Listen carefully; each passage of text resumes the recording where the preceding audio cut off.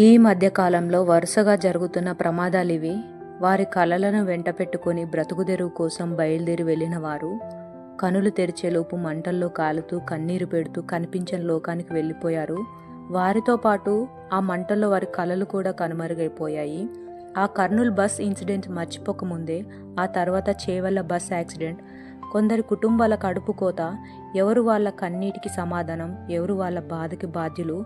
మన ప్రయాణం సాఫీగా సాగుతున్నా ఎదుటివారి నుండి వచ్చే ప్రమాదాన్ని ఎలా ఆపగలుగుతామో?